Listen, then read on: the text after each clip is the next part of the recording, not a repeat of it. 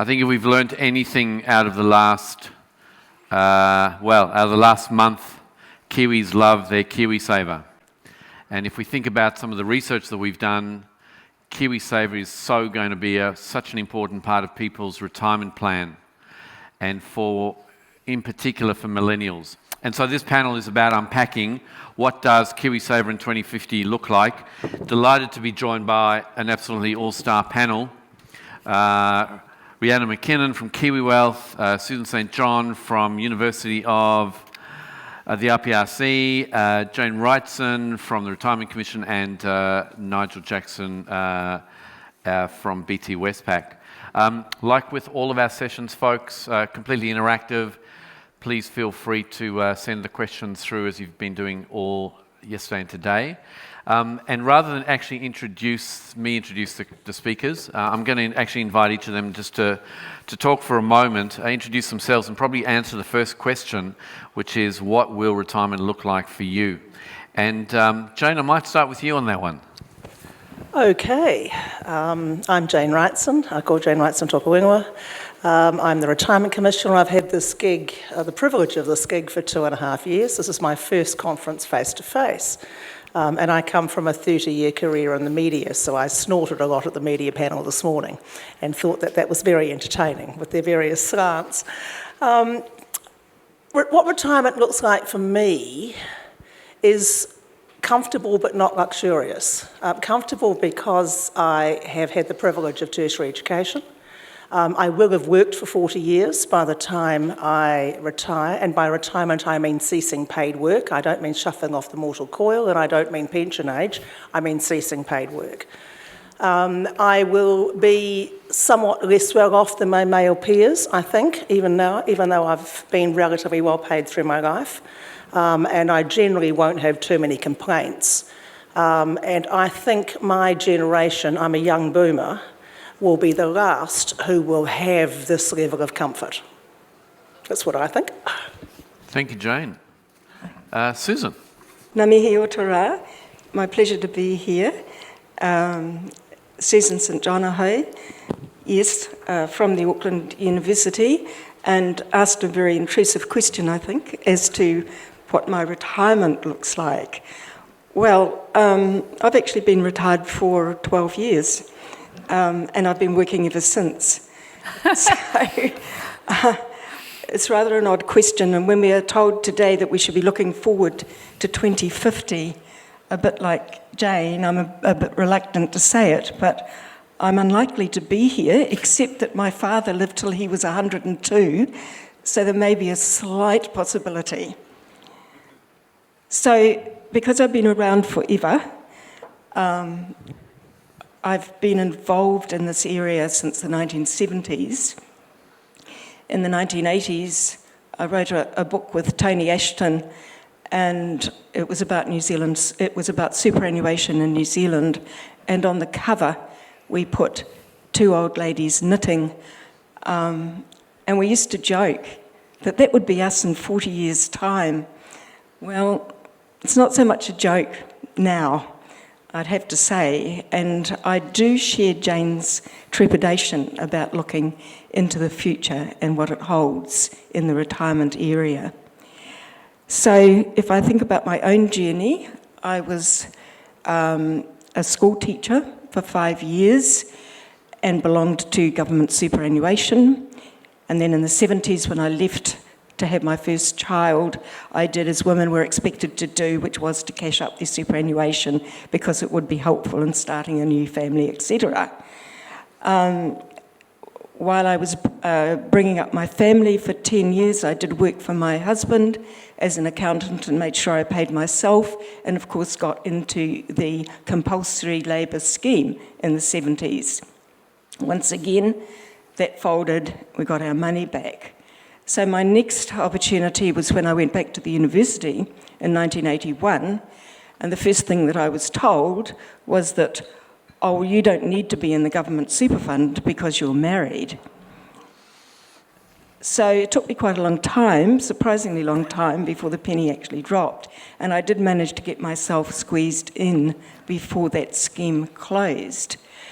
So when I look back to my 12 years of so-called retirement, part of it has been supported by paid work, but I've been fortunate to have a part government pension, which protects from inflation and from the longevity risk. And when I look at the prospects for many people entering retirement now, and particularly maybe in the future, I really fear for what we're facing.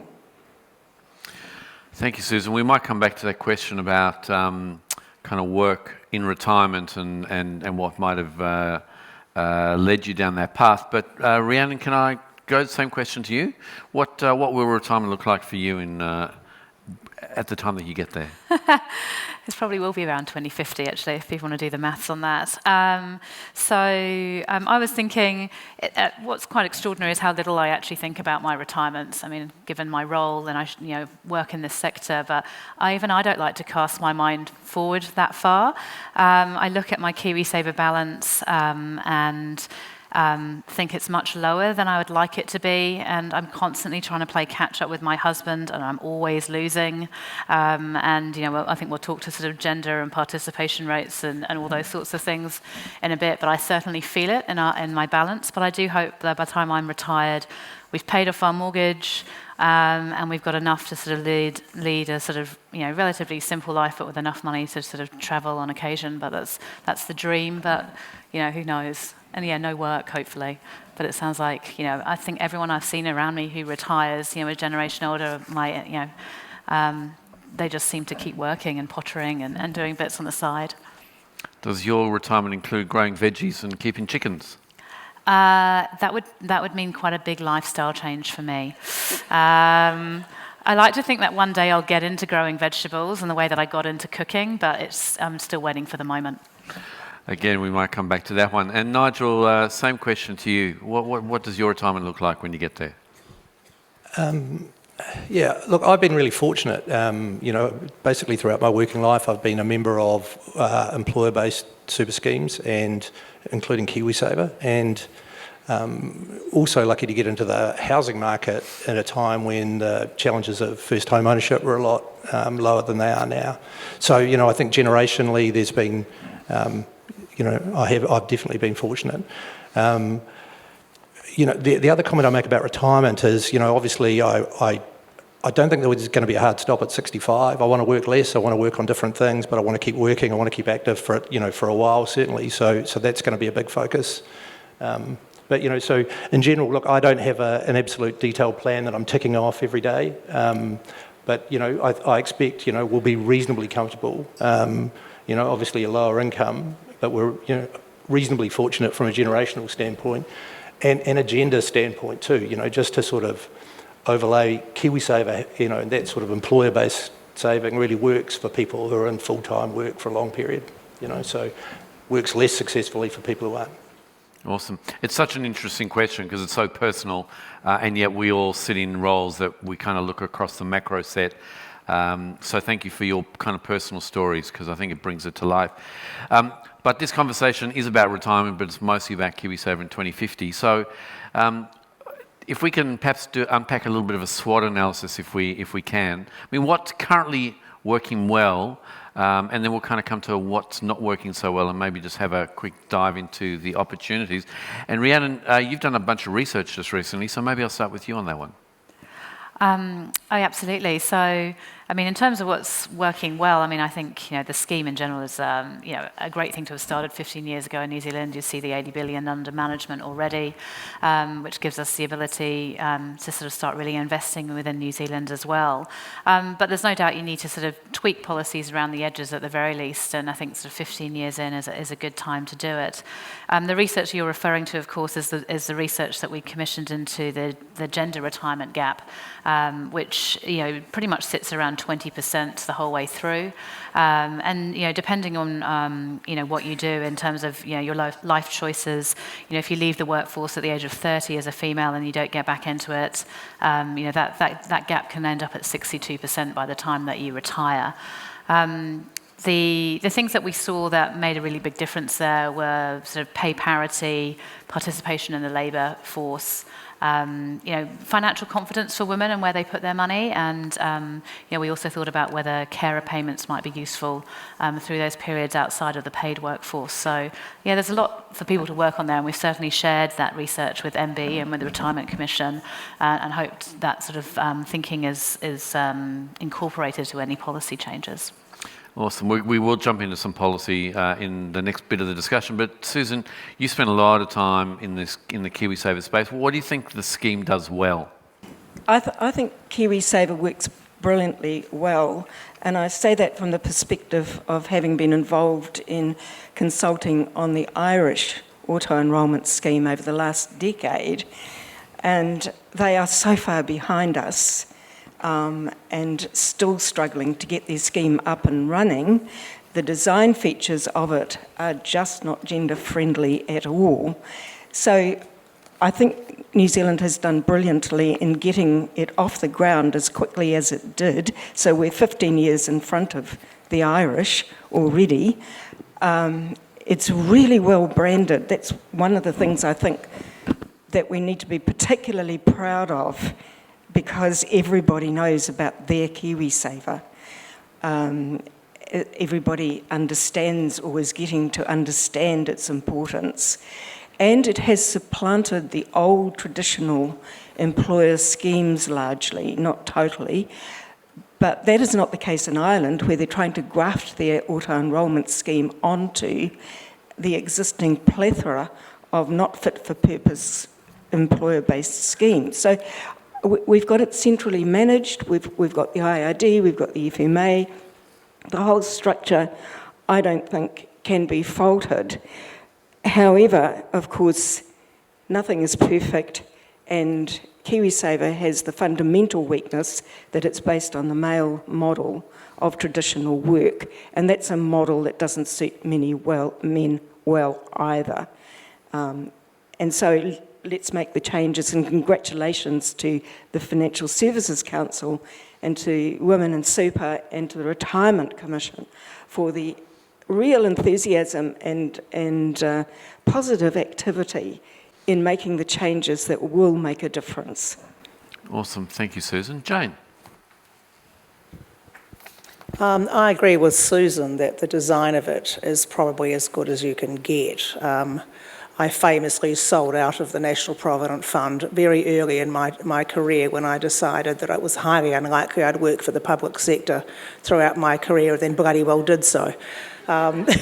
So portability across employers was, the first stroke of genius about KiwiSaver. The second stroke of genius was the get out of jail card free for buying the first house, which gets young people interested and engaged at an early stage.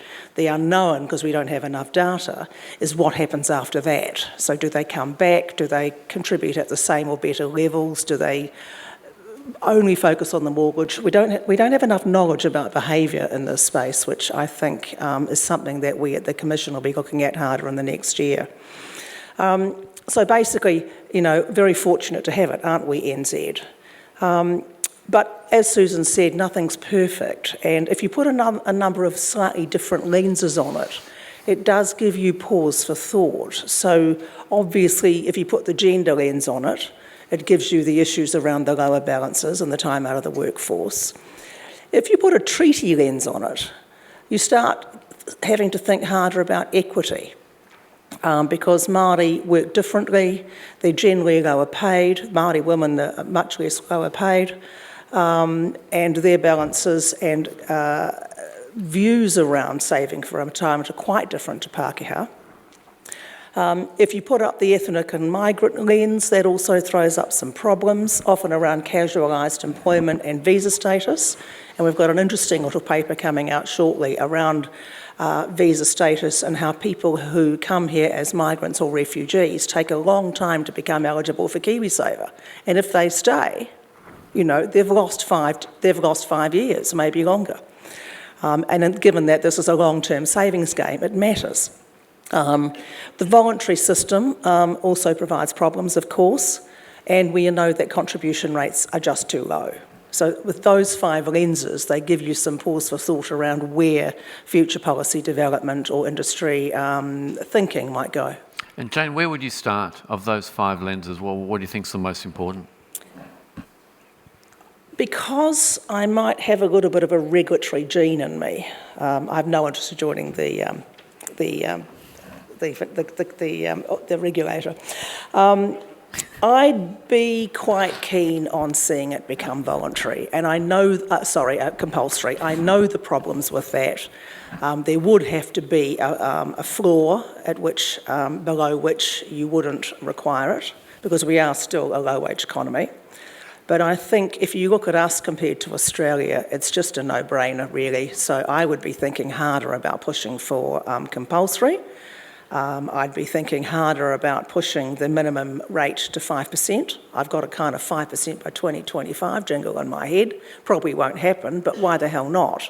So pushing it up slowly but surely over time, and embedding that in the thinking around it from people's very beginning of the KiwiSaver journey was seen to me to be almost no-brainers, given that we have to get our contribution levels up. We just have to. Fantastic. Thank you. Nigel, over to you for what do we do well in KiwiSaver?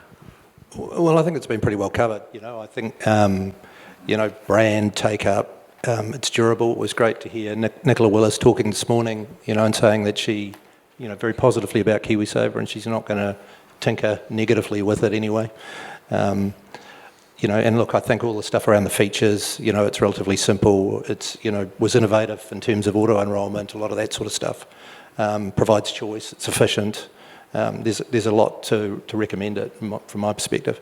Again, though, in terms of opportunities, as these guys have talked about, there are a lot of people not in it. There are a lot of people in it not saving very much, and I think there are obviously areas to address. I think financial capability is a big issue for KiwiSaver. It requires people to make decisions, to engage. And, we've clearly got work to do in that space, and I'd, put our hand up as providers and acknowledge that. And then there's accumulation, if we're going to give people the responsibility of saving for their retirement, we've got to give them the confidence to use it in retirement. And so I think there's a conversation to have there as well. Just, Nigel, picking up, almost the last 3 years have been this kind of microcosm of booming markets in 2019, collapsing markets at the start of 2020, people running for the hills, then all the money came in and it boomed again, and now it's come off again, and all the geopolitics. What's kind of happening with your average Westpac KiwiSaver member? Like, what's the theme and the sense out there of decisions that kind of play into the policy piece? Well, look, I think they're more resilient than they were in 2020, would be my observation. I think that's consistent with what's happening in the industry. I think there was more widespread panic back in, as we went into COVID, and a whole lot of, very short-term switching, which, really didn't deliver for members. I think now the observation would be certainly, the Westpac KiwiSaver scheme, and as I say, other industry providers that, anecdotally, is that that's happening a lot less, that people are in more age-appropriate funds, and I think that's, a sign of increasing maturity and definitely a positive. Because we're still a pretty young system, right? I mean, 14 years is still pretty young. Absolutely. And look, I mean, we clearly have a lot of work to do in that financial capability space as an industry and as a country. I think, there's been a lot of good conversations here over the course of the last couple of days about education in schools and, and other ways to improve that capability, because that has to be part of this conversation as well. So that's probably a great segue to Jane, who gave an awesome opener to the ISWA panel just recently. Jane, financial capability across KiwiSaver, across kids in schools, how do we kind of make this more normative so that we actually drive some of this real change, given the behaviour that we just saw in the last couple of years? Oh, that's the $64 million question, isn't it? I think this industry's been talking about it for years and years and years, and there certainly isn't a single solution. It's what the National Strategy for Financial Capability is designed to try and do, is to bring at least the industry work into a broad strategy that focuses on key things and keeps it, such as consistent content. The glossary that we've got out at the moment that we're going to try and roll out through the sector, which says, could we please use the same language to help people understand? That would be really helpful. I'm starting to think we need a financial education strategy, because it's a bugger's muddle too. You would have heard my colleague speak yesterday around our Sorted in Schools Te Whahua Kia Ora program, where we in effect teaching teachers and getting materials certified through NCEA. So that's all good. You've got terrific initiatives like Banker, which in effect are direct to student, generally speaking. You've got well-meaning efforts by a number of corporates doing various sponsorship approaches. What you don't have is a clear view about what all of this means and how you engage with the education sector overall. And that's incredibly difficult. I know that from my past life as well. And will it become part of the curriculum? No, it won't, because that's not how the curriculum is constructed anymore. You know, it's not like you can now say, we're going to have financial literacy between 11 o'clock and 11:30 on a Monday. It's not how the curriculum works. It's not how schools work. So you have to embed it through a number of different streams. And just harnessing the work that the industry does and understanding the breadth of it and then where the gaps are would be helpful. Simple fact is, we don't know. And the trouble with all of that is, when you start thinking about it quite hard, the next thing becomes a kind of outcome measurement issue. How do we know what works, you know? Nobody really does, because financial capability is a lifelong journey. You know, I get surprised when people say, put it in schools and, you know, job done. And I go, how much of your high school French do you remember? You know, and that 1% of us will be fluent of the 100% of us that did it, you know? So it is a lifelong journey, and we have to find ways of connecting with people through their lives. We're all trying this really hard, and none of us really know what works. That's the thing. Thank you, Jane. I'm going to just continue on the gender discussion that we just touched on a little earlier. And Susan, if I can go to you. I mean, how widespread do we acknowledge the fact that KiwiSaver is kind of structurally favourable to people who have connected work patterns, not interrupted work patterns, which generally impacts women far more than men? I mean, how much is that problem understood, much less thought about how to solve for it? I think once you put the gender lens over KiwiSaver, you see things and then you can't unsee them. So many of us really were affected by it but didn't know. But now there is a greater consciousness, and what I'm seeing, and I'm delighted, and congratulations to Jane and others, is an understanding amongst women themselves that their unpaid work has been undervalued. It's not just a question of KiwiSaver, it's more general than that. And yet women know, they understand that very important work that they do in caregiving and in all sorts of other voluntary ways actually holds up half the sky. So I'm delighted to see that women actually are saying, we've had enough, we want change, and we are going to make sure that we get it. And is that being heard in all the right places? Is that like, yeah, we all get that now? No, I don't think so. If you look at the structure of KiwiSaver, then you think about something like the help that comes from the employer contribution. That's paid between the ages of 18 and 65. So who gets the most from it? It's the person who's got the traditional 40 years in the full-time paid workforce. And women missing out on that middle 10 to 20 years, very badly disadvantaged by not having that extra assistance. We can do something about that if we think about it carefully enough. I support what Jane is saying about the compulsion.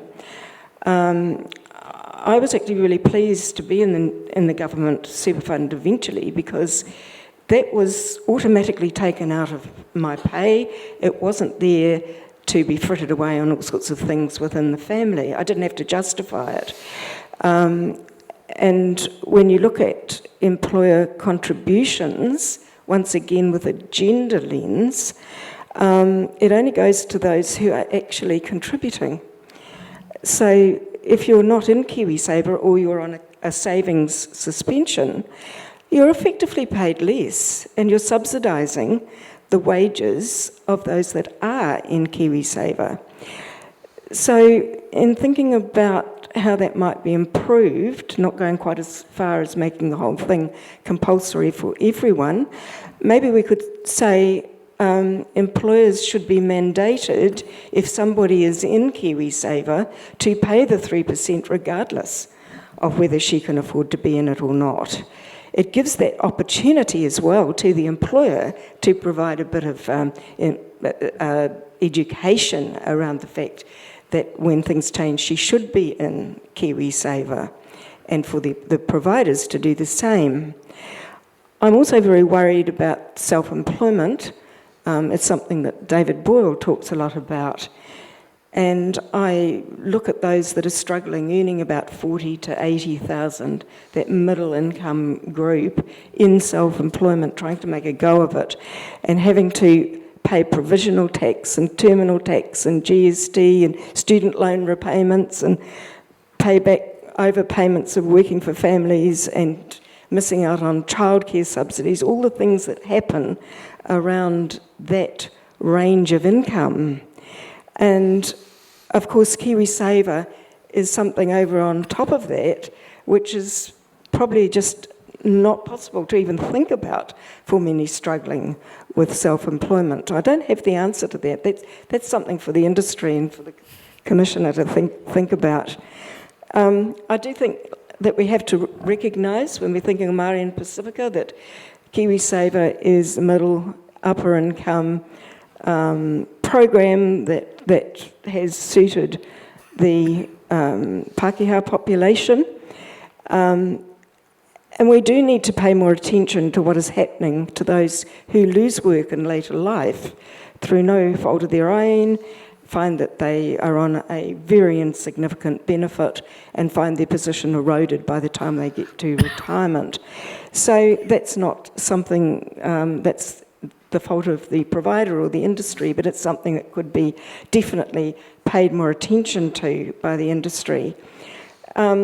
And I do think that industry needs to lobby for more improved data to follow up what Jane said about gender, for example. Who missed out during COVID? Who has their Kiwi funds raided in times of hardship? What happens when women's balances are used to find the deposit for the house? How quickly does she recover, if ever, from that? So, just a few issues. Yeah, thank you. That's a pretty wild ride on the key issues, and I think that's right. It's not just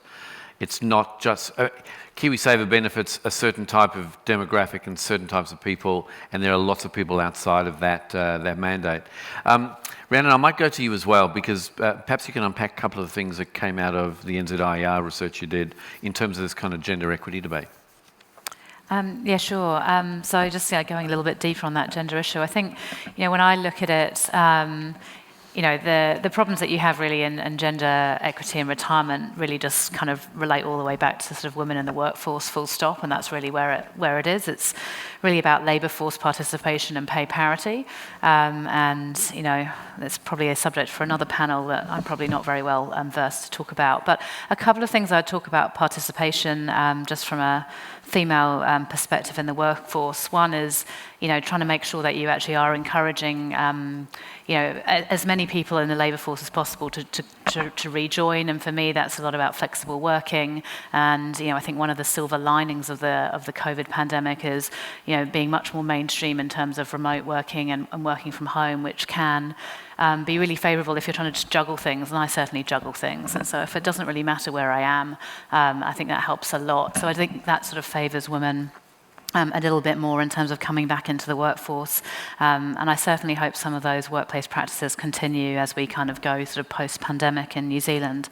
The other thing I think is quite interesting is the fact that why is it women who are always the ones who are taking the back seat from the workforce in the first place? And the idea that, for caregiving, it should always be the women who are looking after the children or looking after the elderly relatives. I mean, my children have a mother and a father, and yet it was me who took the 9 months maternity leave 3 times over. And yes, there are some biological reasons, but seriously, this could be sort of more equitable. So, one of the things that's dear to my heart is sort of making sure that parental leave is more equal as well. So one of the things you can do, of course, is be paying into people's KiwiSaver while people are on parental leave, and that's an adjustment that we made at KiwiWealth recently. But the other one, which is sort of even dearer to my heart, is making sure that the secondary caregiver has a really good sort of start with the parenting as well, and trying to really encourage both parents to spend a stint at home with young children, because I think that just sets the scene for the rest of for the rest of that sort of child's life. I don't think there's any reason why it's always women at home. Of course, if they want to be there, I'm very into individual choices, but just sort of levelling that playing field from the beginning, I think, makes a big difference. Fantastic, thank you. So if we're talking about KiwiSaver in 2050, a lot of this is about policy change. And in the end, policy change comes from the policy makers, right? So it's about how do we help government understand what the right decisions are, but equally there's a responsibility on the sector to come to the table with a range of views and so on. Nigel, with your FSC hat on, and you're the co-chair of the FSC CO Forum on KiwiSaver investments, can you kind of just outline some of the thinking that's going on there, both around how we think about policy, but actually some of the active policy things that we're thinking about doing? Sure, thanks, Richard. Yeah, this has been an increasing focus. It's still very much a work in progress for us, though, at the moment. But, one of the initial observations was that in the context of KiwiSaver, there's no one in government who is really, has that clear accountability for ensuring it's achieving its objectives. And we also, recognise that the political agenda is often really quite short-term. And obviously at FSC, we have the capability, we represent a significant chunk of the industry and really are an important stakeholder in the context of this discussion. So we want to start influencing the policy debate rather, and do that proactively. There's been a recent example of sort of effective influence, I think, but that's been more reactive in the context of the GST changes. But so we've formed a working group. We've developed some guiding principles around KiwiSaver. We want it to be, our intention is, to be simple, universal and aspirational. We need to focus on the customer, and with a secondary focus on New Zealand Inc. as well.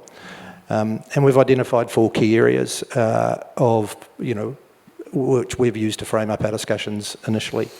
And they're very consistent with a lot of what the panel's been talking about today. So, participation, how do we get, more people in KiwiSaver, the groups that are underrepresented, how do we get them in?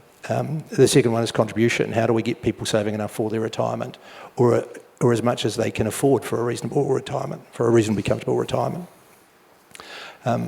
The next category is sort of access and withdrawals. What sort of circumstances should people be able to, access their KiwiSaver? We've had some interesting conversations after earthquakes and things like that as well. And then risk, which, relates to that financial capability, understanding investment risk, making good, supporting good decisions around funds. And so, we're sort of at a stage, I'd emphasise again, this is very much a work in progress, where we've got a sort of laundry list of activities, and the sort of things initiatives rather than activities. So, thinking about things such as, decoupling the employer and the employee contribution, so as we've talked about, if the employee can't afford to make a contribution, that shouldn't mean that the employer doesn't need to. And sort of making sure that there is, the employer contributions are mandatory effectively. And we think there needs to be a pathway to increase the default contribution rates, as Jane's talked about as well. I think, potentially there also needs to be consideration to solutions given to, people who just can't afford the default contribution rate. That's something we need to focus in on as well. But, there's incentives. There's looking at, employer contributions, obviously, while people are on parental leave, and then eligibility for people for employer contributions for people aged over 65 or under 17. So, we think there are opportunities there as well. So in terms of the next steps, I think we've got another couple of cranks of the handle on this, to be perfectly honest, before we're, to sort of land those 4 or 5 key areas, recognising, it needs to be, it's a layered discussion. And then the thinking is to sort of, do the analysis, do a white paper type approach, once we've socialised it with the membership and got the alignment on the track we're heading. So that's really the approach, Richard. Awesome. There's a couple of great questions coming through, but I do want to ask Jane the same thing. Sounds like looks like she wants to answer it as well. But if policymaker is government, the Retirement Commission sits in a really important place, don't you? Well, we kind of do, but we're a tiny organisation, and as you know, the decision-making is above our bailiwick. There's a really good opportunity at the moment for the industry. We're doing at the moment our triennial review of retirement income policies, which we'll be presenting to government in December. Now, the Minister said, please don't look at KiwiSaver at any particular depth in this review, because we're going to do the KiwiSaver review that was intimated in the 2009 one, right? Now, since then, life got on the way, and the officials at MB have been drowning in COVID matters and supermarket matters and various other matters, and the KiwiSaver review has stalled. So and I think there's an open window here, which won't be open for very long, where if the industry could agree quite quickly, 2, 3, 5, 6 improvements to the scheme, and maybe if you ran them past us, and maybe we happen to agree with you, and if we didn't, even that debate would be a good one.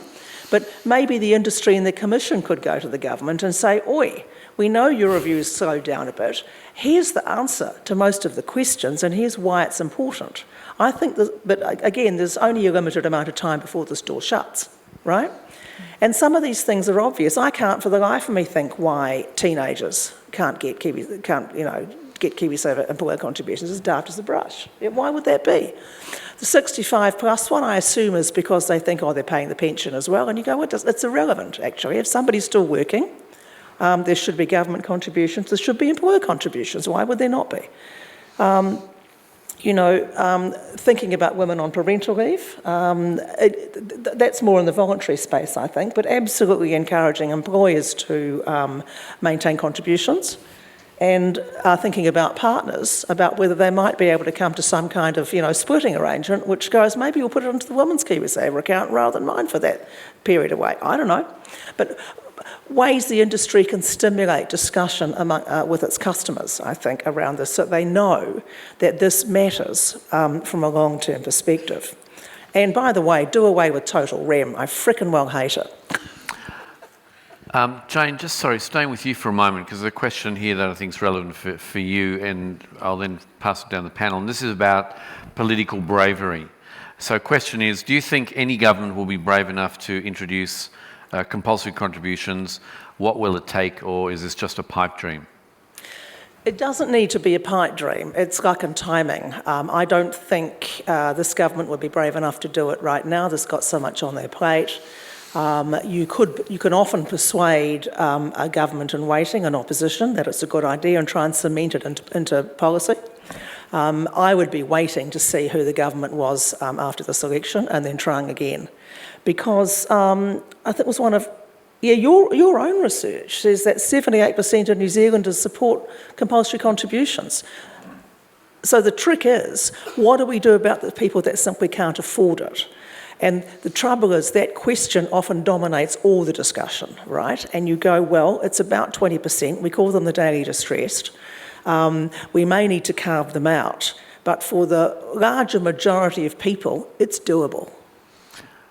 Rhiannon, you're nodding. I'm going to go to you on the same question. Is it a pipe dream? Is it a pipe dream? I was sort of nodding. What was I? I was thinking, isn't she wise? And I'm trying to remember what actually I was actually precisely thinking.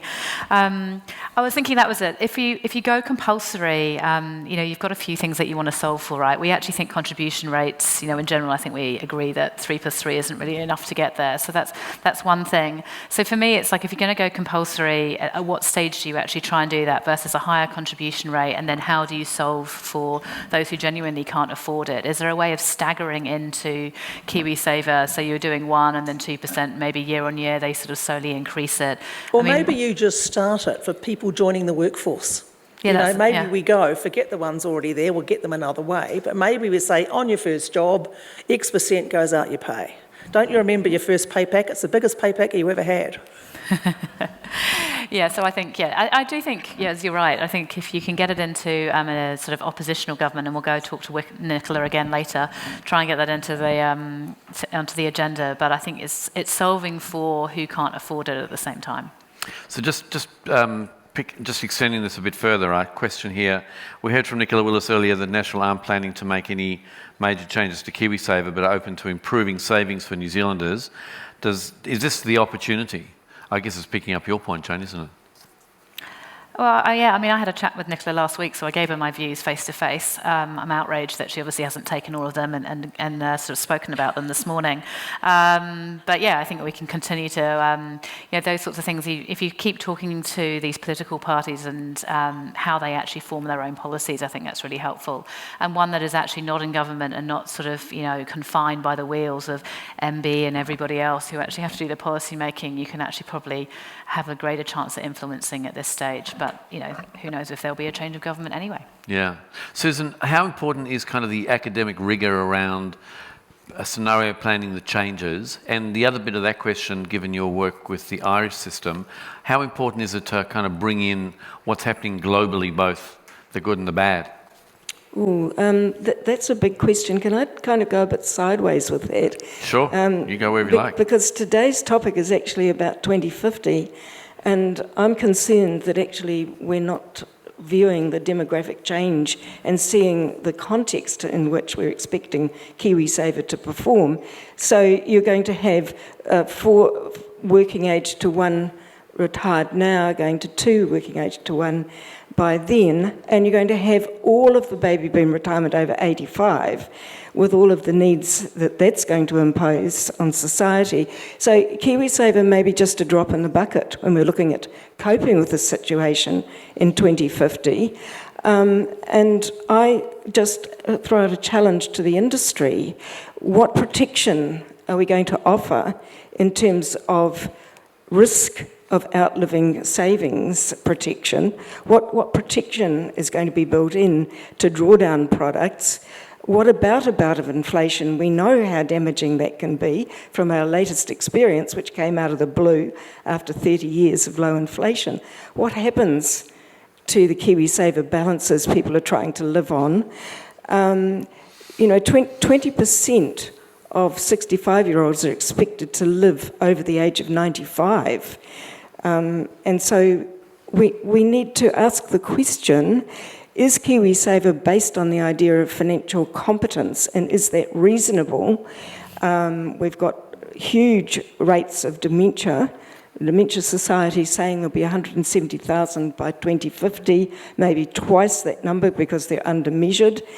So about 500,000 people will be affected directly one way or another by dementia. And does that mean that people need much more nudge and direction into the kind of drawdown product they end up in? Thank you, Susan. Were you wanting to comment on that, Jane? Just to say that brings us back to the decumulation question that you raised earlier, which is becoming increasingly important. And the messaging from both us and the industry is going to have to be really clear around that. It's an emerging, rather wonderful issue. And it had never occurred to me till I took this job on, because, sometimes you're not as smart as you could be. And you go, I've been saving and saving and saving, and oh God, they want me to spend. How the hell do I spend? So, we're going to try and put some data out and scenarios that say, what does 65 to 70 look like? What does 70 to 75 look like? What does 80 plus look like? What does 90 look like? And don't forget NZ Super, which is the government annuity, and protect that. I have to say, protect that, everybody, because it is the thing that underpins the lack of, pension poverty in this country. We talk a lot about the cost of NZ Super. We talk hardly at all about the value of it. And I think that the 2-tier system we have of NZ Super and KiwiSaver provides an adequate way to protect the future economic life of New Zealand. Not great, but adequate. So, Nigel, I'm going to go to you. There's a great question, and that magic word annuities just turned up, or decumulation, if you want to use a different word. Nigel, question to you. Do you think later down the line it will be compulsory for KiwiSaver funds at retirement age to be transferred to an annuity where the member will get a mandated drawdown amount with a particular range, which is kind of very much out of the Aussie model? Look, I mean, I don't think you can do that. I think it's too big a change to the terms and conditions that people have joined the scheme on. You know, I think you certainly need to have options available, but I don't think they can be compulsory, would be my view. Yeah, I certainly think there's a need for them to be available, but I think compulsion at that end would need to be considered very carefully. So how do we help people? A lot of the average KiwiSaver balance now is about just under $30,000. The research the FSC's done is that often they'll take that amount of money, pay off some debt, buy some new white goods, maybe buy a new car, and then it's kind of gone. So it's a kind of lump sum mentality rather than an income stream. Like, how do we start to change that behaviour as balances rise? Yeah, well, look, I think the tax treatment of annuities has to be part of that conversation. Those options definitely need to be developed, in future. I think as KiwiSaver becomes a bigger part of people's retirement savings, it's going to be really important that they have the confidence to manage their savings in retirement. So, absolutely agree with that. But that getting that going will require collaboration between the industry and government, I think, to make sure that the foundations are there for those products to be good value and sustainable. And sorry, I'm going to come to you in just a moment, Jane. Nigel, just to a further extension one. How do we encourage decumulation products to be available in New Zealand? Because there really aren't terribly many, are there? No, that's why, that's absolutely right. And I think you need to ask why, and I think the tax is a key part of that, right? So, there needs to be that conversation, as I said, between industry, between government about, getting alignment on the problem we're trying to solve, the need, and what's needed to meet that need. And there's absolutely a conversation between the sector and the government required to establish that in future. Rhiannon? Well, I think there's a bit of a maturity element in there as well. I mean, it's something that we looked at internally a few years ago, and the market there, I suppose hopefully people aren't retiring with that sort of 25, 30,000 and you've got a bit more, but if you're going off and spending it as a lump sum, that's an issue. But if you don't have a large enough pot, it's quite difficult. It's quite difficult for the industry to actually build around that as well. So we're only 15 years old in that KiwiSaver sort of scheme, so I think it's good to start those conversations and get those tax settings right, but I think it will also just take a bit of time to have enough to work with. And I think that this brings me back to the point you made about branding and how good it's been. If I had one comment to make on the branding, is that I don't think people see KiwiSaver as a retirement plan. I think they see it as a savings plan. And we saw that in lockdown with the Great Rush, right? We see that with the rise of emergency applications at various times. I think, and as amounts get bigger, it gets more and more tempting to put the hand in the lolly jar, doesn't it? Particularly when there are amounts that people may never have seen in real life as a availability of cash. So there may be some thinking to do around how we might do a slight rebrand around it. Now it's 14 years old. To make it very clear, it is your retirement plan. There's a number of questions around tax and how you'd use tax levers and tax incentives and so on to drive change in KiwiSaver, but we're not going to talk about that today. We might fold that into next year's conference. But we have about 7 and a bit minutes to go. There's two kind of last big topics to jump into. And Jane, I'm going to start with you on this one. What are some, and we've touched on it a bit, but what are some of the key actions that the sector can kind of take to actually shift the dial here? Collaborate. The recent example of the It Starts With Action campaign is just the best example of what can happen when a single good idea starts to get some traction, that is supported by an industry association whose board jumped in behind it. find the ideas that you, generally speaking, agree on, and there must be several, you would think, on the KiwiSaver front. I don't know where the fights are within the industry around this, but, it's an industry association's job to pick up that and massage it right, and then present it as a piece of work that says, this is not industry self-protection, this is industry thinking more broadly about what's good for New Zealand and what's good for the customer, and this is what we think, collectively.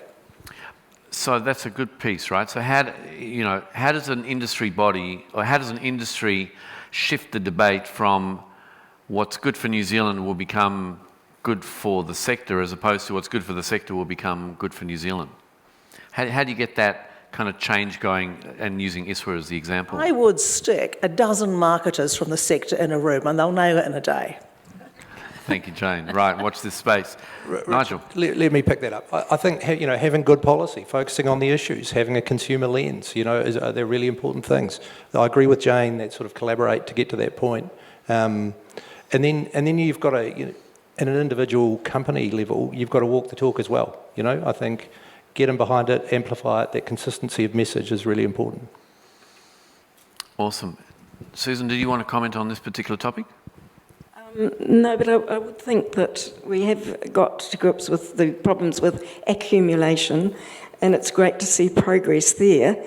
And maybe that the next challenge is the decumulation, and that then will also require working with government, with industry, with providers, with the Commission, with people affected. And it will be a long process, but we need to start it, because it really concerns me that with many people with cognitive decline, that they are not capable of managing lump sums. It's all very well to have drawdown products that are set and forget, but they're not. You've got to revisit them. They don't protect against the longevity risk, they don't protect against the inflation risk, and they don't allow extra at the end of life, over 95, when you're in the rest home. And that whole topic of elder abuse and how we manage ageing in New Zealand is so connected to this discussion. And I'm going to suggest a little bit like the tax conversation, that is probably its own specialist session. So we'll grab that one and notice. I'm just going to read a really interesting comment here. And this was just about the our politicians' game to change. 2050 is 28 years away. That's almost 10 governments and 10 triennial reviews. We often overestimate what we can achieve over a short period of time, but underestimate what we can deliver over a long period of time. There is a question to follow, but I'll just leave that. I think that's a really interesting and provocative statement. So thank you to the person who asked that. Folks, we are in the last question, and this is the magic wand question. And the magic wand question goes, what will best practice in KiwiSaver look like in 2050 if we could have no barriers, if we could just have the perfect system? And Susan, I might start with you on that one if I can. Well, I just repeat myself that by that stage we really do need to have attention paid to the drawdown part of KiwiSaver, and we do need to see that women are much better treated within KiwiSaver. This is the 2050 question? 2050, right, yeah. 2050, I think I'll be pushing up daisies. So I'm thinking about my daughter, who'll be 57. And assuming I'm pushing up daisies, she'll be all right, because her mortgage will still be enormous, if she has one, which I hope she will. I'm hoping that her KiwiSaver balance is the same as her partner's. I'm hoping she has been nudged and encouraged to do more than the minimum for a long period of time. And I'm hoping that the nudging from her provider and her bank and her insurer and the other arms of the sector with which she engages are all saying the same thing. Think little, think long, be consistent, and here's where you go for help if you need it. Awesome. Rhiannon?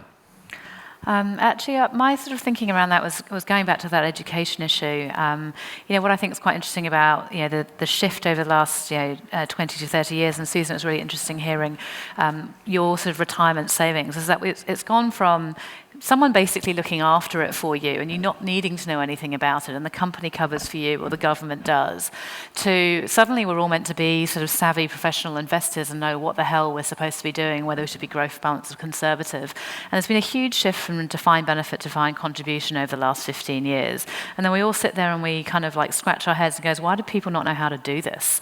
But like no one's ever taught us how to do it. So going back to the financial education, I would just love to see a much better foundation of financial literacy in New Zealand, and sort of it feels a little bit like we're blaming people for not knowing more about it. But I just, I think if we started really young, if we actually accept that this was something that we never needed to know, and suddenly we do, I'd love to see 28 years sort of really investing in that, so people kind of can approach the issues knowing at least the basics. Awesome, thank you. And the one thing I wanted to chip in that I forgot to say, I hope my daughter's Māori and Pacifica friends are in exactly the same position as she's in.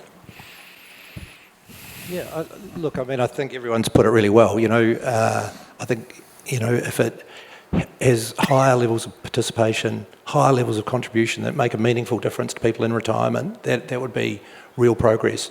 Accumulation is part of that as well. I guess the challenge for us as an industry is if you think about the timeframes to implement change, you've got to come up with policy, you've got to sell it into government, and then it takes a long time to take effect. Superannuation needs reasonably long lead times as well. So, I think that, the call to arms for us as an industry is to get going, it's to lead these conversations with some urgency, because 2050, it's 28 years away, but in the context of superannuation, it's not as long as it sounds. And folks, that's an awesome way to close. We know some FSC research we did with MJW. 2050, there's about $1 trillion of assets in the system, currently sitting at about 85, 90 odd billion dollars, depending on market behaviour today. That's a lot of money. That's a huge amount of money. It is something that's beneficial for us individually, our families, but also for the entire country. So there's some big policy challenges ahead, and hopefully, and I'm sure you've got a huge amount of value out of this discussion. So on behalf of all of us here, thank you for your expertise and your insights.